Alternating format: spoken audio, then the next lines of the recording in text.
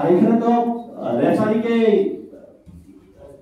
মানে ফাউল করতেছে, মানে রেফারিকে তো দায়িত্ব পালন করতে দিচ্ছে না। ছিল ঐক্যমত কমিশন, বানিয়ে দিচ্ছে সালাউদ্দিন কমিশন। ফিরে এসেছে, এখন আমরা এটাকে আমরা ঐক্যমত কমিশন বলতে পারি। এটা কোনো দলের জন্য নয়। সালাউদ্দিন কমিশনে জুলাই সনদ বাস্তবায়ন কি হবে সেটা নিয়ে তারা কোনো আলোচনা করে না। তারা আপনি বিবাহের আয়োজন করলেন, বিবাহ হবে, কিভাবে হবে, কবে হবে, কাবিননামায় কে সাইন করবে, এগুলো নিয়ে কোনো কথা হলো না। তো এই জন্য আমরা বলি সালাউদ্দিন কমিশন থেকে ঐক্যমত কমিশন তার মেরুদণ্ড খুঁজে পেয়েছে। এই জন্য আমরা ঐক্যমত কমিশনকে ধন্যবাদ জানাই। আর আমরা এনসিপির পক্ষ থেকে দাবিগুলো জানাই। ঐক্যমত কমিশন এই যখন সাইন করেছিল পার্লামেন্টের সামনে স্বাক্ষর অনুষ্ঠানের পরে, তারা দীর্ঘদিন ধরে বাংলাদেশের যারা এক্সপার্ট, বিদেশি যারা এক্সপার্ট, তাদের সাথে বসেছে, আহত ফ্যামিলির সাথে বসেছে, শহীদ ফ্যামিলির সাথে তারা বসেছে, তাদের থেকে দাবিগুলো এসেছে। আমরা এনসিপির পক্ষ থেকে রাজনৈতিক জায়গা থেকে সালাউদ্দিন কমিশন বাংলাদেশকে অন্য খাতে প্রভাবিত করার জন্য প্রচেষ্টা চালিয়েছিল। আমরা ঐক্যমত কমিশনের মেরুদণ্ডকে সোজা করে তাদের জায়গায় নিয়ে এসেছি। আমরা সরকারকে বলেছি যে আপনারা সালাউদ্দিনের কমিশনের মধ্য দিয়ে যান, তাহলে আহত শহীদ ফ্যামিলি যারা রয়েছে তাদের সাথে গাদ্দারি করা হবে। আমরা এনসিপি জনগণের যে রাজনীতি সেটা সঠিক পথে নিয়ে এসেছি।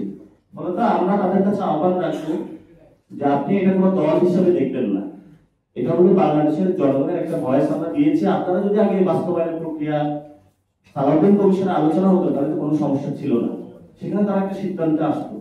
আমরা যখন বলেছি যে আমরা এই সিদ্ধান্তটা না দেখে আমি তো অন্যভাবে সাইন করতে পারি না, তাহলে ওনারা এটা তো ওনারা ভুল করেছেন যে ওনারা বাস্তবায়ন প্রক্রিয়াটা কেমন হবে সেটা দেখেই বিএনপি সাইন করা উচিত ছিল। তো ওনাদের ভুলটা তো আমাদের ঘাড়ে এখনো তুলে দেওয়া উচিত না। সেই জায়গা থেকে বিএনপির প্রতি আহ্বান থাকবে যে আপনারা নিজেদের ভুল অন্যদের উপরে চাপিয়ে দেওয়ার চেষ্টা করবেন না। আপনি সাইন করে ভুল করেছেন, আপনার দেখা উচিত ছিল যে বিলটা কি হয়। আমরা সেই দাবিগুলো দিয়েছিলাম, আমরা আপনাদের কাছে গিয়েছিলাম। তো এই জন্য হলো যদি দীর্ঘদিনের পুরাতন রাজনৈতিক দল বলে সব জানতা আপনাদেরকে মনে করুন, মাঝে মধ্যে খেলতে গিয়ে একটু ভুল করে ফেলেন। এখন এবার ভুল করে ফেলেছেন, এবার ভুলের কাফারা আপনারা আদায় করুন, জনগণের সাথে আসুন এবং জনগণের পক্ষে থাকুন। আর এখানে তো রেফারিকে মানে ফাউল করতেছে, মানে রেফারিকে তো দায়িত্ব পালন করতে দিচ্ছে না। ছিল ঐক্যমত কমিশন, বানিয়ে দিচ্ছে সালাউদ্দিন কমিশন। তা আমাদের দায়িত্ব তো হলো রেফারিকে মানে তার দায়িত্ব পালন করতে দেওয়া। সেজন্য হলো উনি এটার মাধ্যমে আসলে যখন বলতেছে অনৈক্য, এখন বিএনপির কথা যে জনগণের বিপক্ষে গিয়ে বিএনপি যদি একটি কথা বলে আর জনগণের পক্ষে কথা বলে যদি অনৈক্য সৃষ্টি হয়, আর এটার মাধ্যমে তারা হলো জুলাই চার্টার হলো ভণ্ডুল করে আওয়ামী লীগকে ফিরিয়ে আনার প্রচেষ্টা বাংলাদেশে চেষ্টা চালিয়ে যায়, সেটা তো আমরা বাংলাদেশে হতে দিব না। তারা গত 15 বছরে ধাক্কা দেয়, নড়ে না, শেখ হাসিনার গদি নড়ে না, শুধু ভুলে নড়ে না।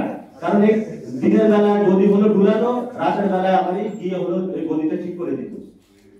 রাতের অন্ধকারে গিয়ে সবার সাথে আমারই কম্প্রোমাইজ করতো। ব্যাংক বাণিজ্য থেকে শুরু করে বাংলাদেশে সবকিছুই তো তাদের অবস্থানগুলো ছিল। তা আমরা দিনও গদি ঝুলিয়েছি, রাতের বেলায় হলো গদি দাঁড়া দিয়েছি, এই জন্য গদিটা হলো সত্যি গেছে। এই জন্য বিএনপিকে বলবো এই দিনের বেলা ঐক্যমত কমিশনে, রাতের বেলা হলো বিভিন্ন এম্বাসি, বিভিন্ন বাংলাদেশের যেই ফেসিবালের শক্তি যারা আসার প্রচেষ্টা চালাচ্ছে, এই যে জাতীয় পার্টি থেকে শুরু করে বিভিন্ন রাতের বেলায় যে মিটিং মিছিল, এগুলো আপনারা বাদ দেন।